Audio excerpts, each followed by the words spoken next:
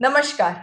आज विश्व जनसंख्या दिवस मनाने के अवसर पर मैं डॉक्टर राजेश्वरी और डॉक्टर नीलम इस साल के मुख्य उद्देश्य पर जागरूकता फैलाना चाहते हैं। पहला उद्देश्य लड़की और लड़कों को रक्षा और सशक्त बनाना है ताकि वो अपना जीवन गौरव के साथ व्यतीत कर सकते हैं। साथ ही बाल शोषण और निरक्षरता इस देश को मुक्त करना है। आप बच्चों को गुड टच और बैड टच के बारे में समझाइए और लोग जो पढ़ाई का खर्चा नहीं उठा सकते हैं उन्हें बताइए कि सरकारी शाला और सरकार ने 14 साल तक शिक्षा मुफ्त की है और साथ ही में वो मिड डे मील प्रोग्राम के अंतर्गत सुबह का नाश्ता और मध्याह्न भोजन दिया जाता है, जिससे उन्हें आर्थिक रूप से थोड़ा बोझ कम होगा और साथ में बच्चों को पोषण भी मिल जाएगा।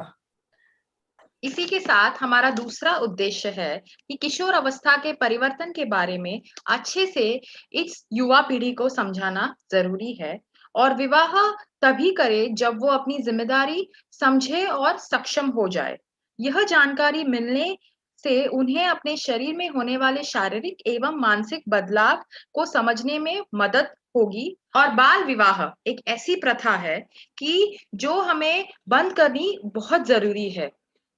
विवाह तभी करना चाहिए जब वो शारीरिक और मानसिक रूप से तैयार रहे और इस तरीके से लड़की जब बाल विवाह के बंधन में बंध जाती है तो उसका शारीरिक और मानसिक परिवर्तन नहीं हुआ है, जिसके बीच अगर वो गर्भ धारण करती है तो माँ और बच्चे दोनों को हानि पहुंचने की संभावना होती है। साथ ही साथ लड़के की भी उम्र इतनी मानसिक और शारीरिक रूप से अच्छी नहीं होती कि वो पूरे परिवार की जिम्मेदारी ले सके। और जैसे डॉक्टर नीलम ने बताया कि परिवार नियोजन स्वास्थ्य के लिए कितना महत्व है, तो हम लोग कुछ परिवार नियोजन के तरीके बताते हैं। क्या गर्भ निरोधक गोलियां, वो एक सरल और असरकारक उपाय है जिससे मासिक भी नियमित होने में मदद करती है और साथ में मासिक का दर्द भी कम होता है। ये गर्भ निरोधक गोलियां हमें नजदीक के प्राइमरी हेल्थ केयर सेंटर में भी मुफ्त मिलती है।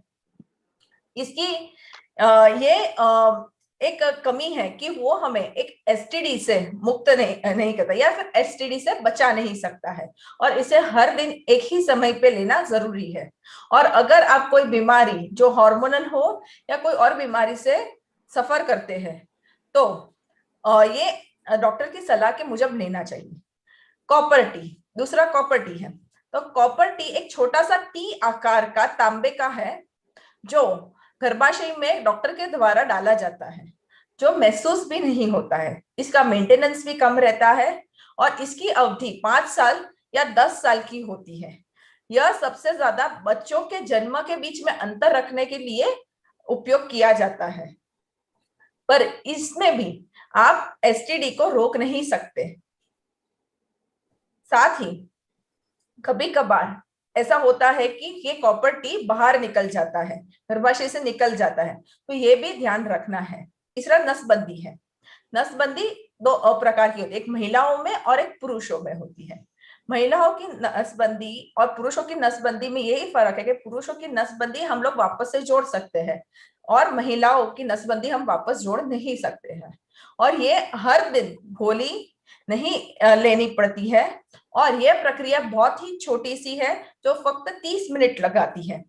और यह परिवार नियोजन पूरा खत्म होने के बाद, जैसे आपको 1 या 2 बच्चा चाहिए तो वो हो जाए, आपको अब आगे ज्यादा बच्चे नहीं चाहिए तो ये नसबंदी करवा लेनी चाहिए और इसका लंबे समय पे कोई साइड इफेक्ट नहीं होता है और यह भी एसटीडी से हमें नहीं बचाता है।